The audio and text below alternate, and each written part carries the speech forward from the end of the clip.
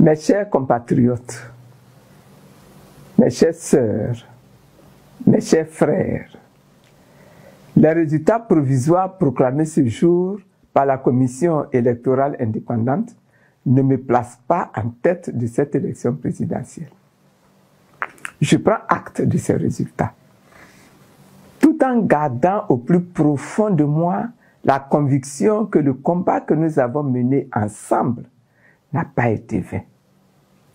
Je tiens à remercier le gouvernement qui a mis à ma disposition des forces de sécurité pour assurer efficacement ma protection durant la campagne présidentielle.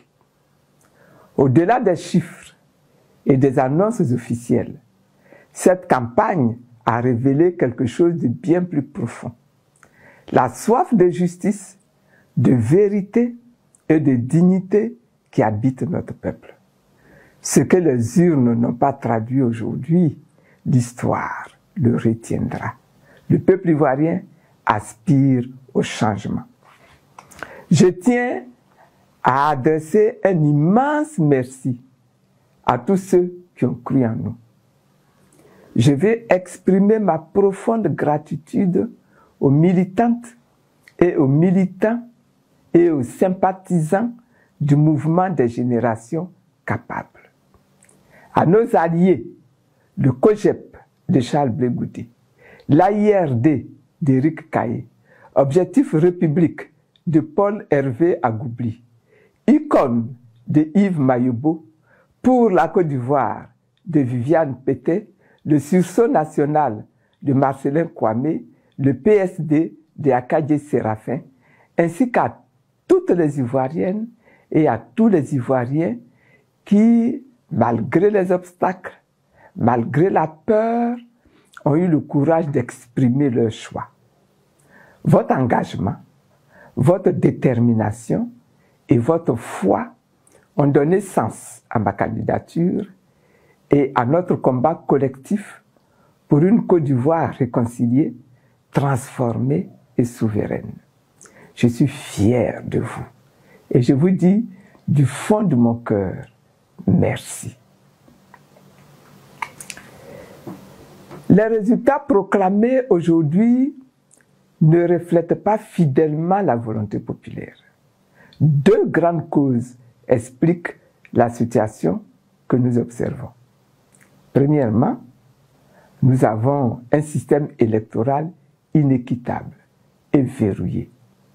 Depuis des mois, nous avons réclamé des réformes profondes pour garantir un scrutin inclusif, transparent et crédible. Le gouvernement nous a opposé une fin de non-recevoir, de sorte que cette élection s'est tenue avec un fichier électoral contesté, truffé de doublons, d'électeurs décédés et de radiations discutables. Une commission électorale déséquilibrée, où le pouvoir a conservé une influence écrasante. Un climat d'intimidation et de violence qui a privé nombre de citoyens de leur droit de vote. Dans plusieurs régions du pays, Grand Pont, Yassap, Orbaf, Bobo, Ngati, Tiaa, Lopou, Youil, dans la Niébi-Tiassa, Grand Yapo, Séguié, Boguié, Ano, dans la Mé, Motobe, Ndoubato, Minissi, Agou, le vote n'a même pas pu se tenir. À Fakobli, Serio, Guiglo, Issia, ou encore dans certaines communes d'Abidjan comme Yopougon, Sidessi-Lem, École Bade, des scènes de tension ont empêché le déroulement paisible du scrutin.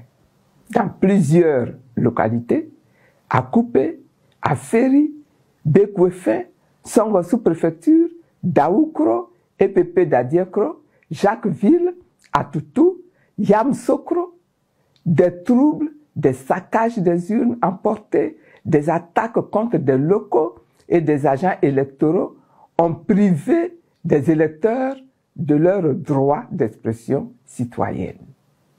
Nayo, une sous-préfecture dans le département d'Issia, est un exemple emblématique où des affrontements communautaires ont occasionné des morts, de nombreux blessés et des destructions de biens que je déplore. Je m'incline devant la mémoire de toutes ces victimes. Et pourtant, la CEI évoque un taux de participation supérieur à 50%, y compris dans des localités où le vote n'a pas eu lieu. Ce chiffre est manifestement inexact. Nous ne pouvons pas bâtir la démocratie de la sorte. Nous avons eu une opposition divisée, dont une partie a créé un climat de peur et de violence. Il faut avoir le courage de regarder la vérité en face. Le changement souhaité par le peuple ivoirien était à portée de main. Malheureusement, certains acteurs ont privilégié leur calcul personnel, leur égoïsme et la division au détriment de l'intérêt du pays.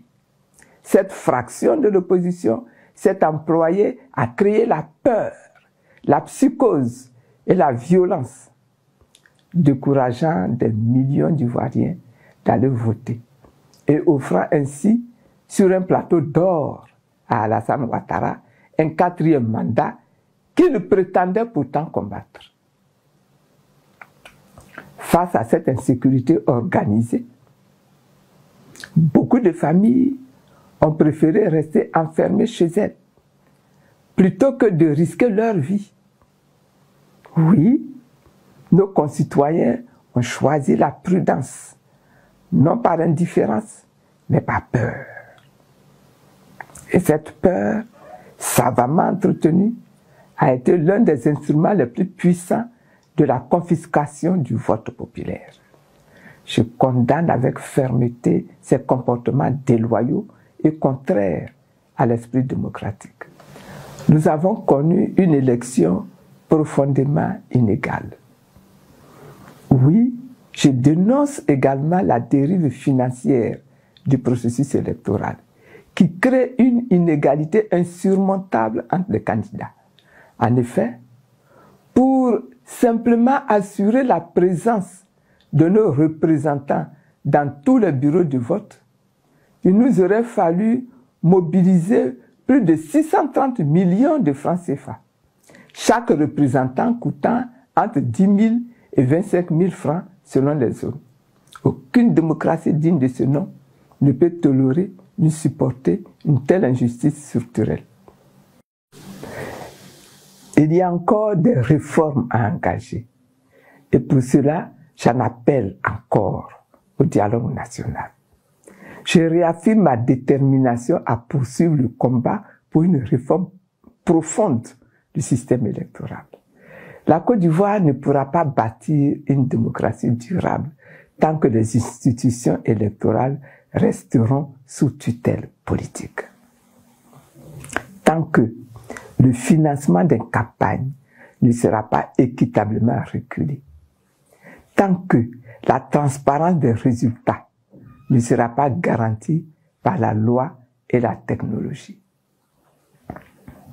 Je demande l'ouverture d'un dialogue national inclusif pour restaurer la confiance, pour recoudre le tissu social et panser les blessures de notre nation.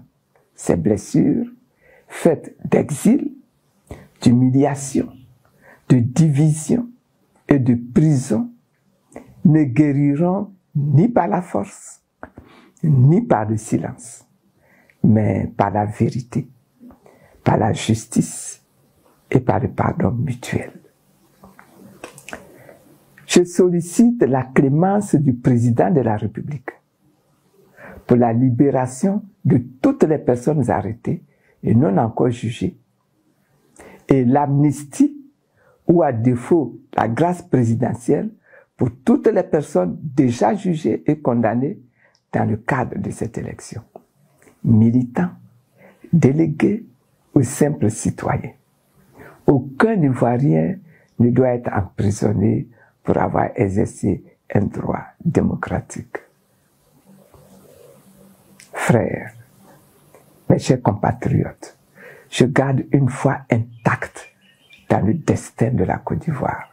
C'est pour cela que je tends la main à tous, aux vainqueurs du jour, aux partis politiques, à la société civile, aux jeunes et aux femmes, aux chefs traditionnels et aux religieux.